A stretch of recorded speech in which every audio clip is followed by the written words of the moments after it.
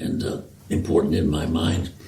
And I can still, but then just going back and forth. But once I was in the community, the monastic community, I mean, the shaping you it takes place, by living the life, by embracing the discipline of the life, which was, not super harsh or anything, but, when it was time to eat, you were supposed to be there to eat. When it was time to sleep, you're supposed to be there in your bed. And when you're time to get up and go pray or go pray during the day, you should be there. So that was the way one of our abbots described one of the older monks, one of the brother monks.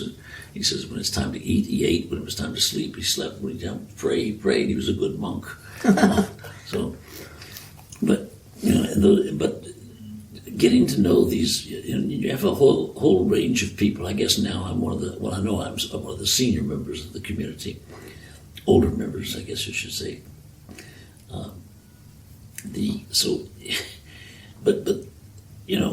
And I know we bear a responsibility to one another, and to encourage each other in the faith. And I'm no longer the abbot in terms of jurisdiction, but the relationship that I have now with the monks is sort of different than it was when I was abbot, because then I'm a religious superior. But the men will, they see, I guess, in someone who's a retired abbot, someone to trust, more approachable. You don't have to worry about some of those things.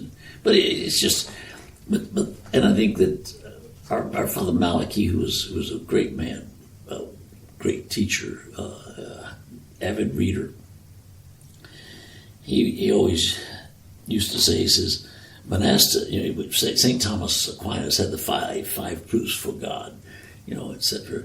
The uncaused cause, and so on and so forth. But he said monasticism is one of the proofs for the existence of God, because you're trying to live in community.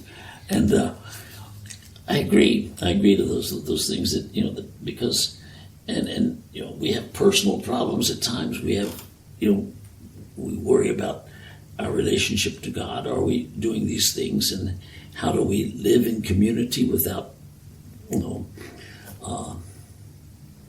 I guess you might say killing one another, but with the grace of God, those things can happen, and I think we have to learn to depend upon that. And the rule of St. Benedict was a wise man, is a wise man, and his rule, just you put it in your breast pocket easily, and but it's talks about humility, talks about charity, obedience. All of those things are so essential. But talking about religious life, but they're essential in life. Period. To be obedient to the calling that we have in life. To respond to the invitation of God. God waits on us to make that response. I'm scattering my mind, but I think it's usually on, December the 20th in the Advent, and the reading is always from a homily of St. Bernard of Clairvaux, and it's a beautiful passage, and where he's talking about the angel visits Mary and tells her that she is to be the mother of the Savior, mother of God, but after that, there's a little section in there that says, Mary, please respond quickly. Don't hesitate. This God who is because you will be, you're a critical element. I'm not even paraphrasing. I'm just recalling the gist of it. And don't hesitate in answering, because Adam asks it of you.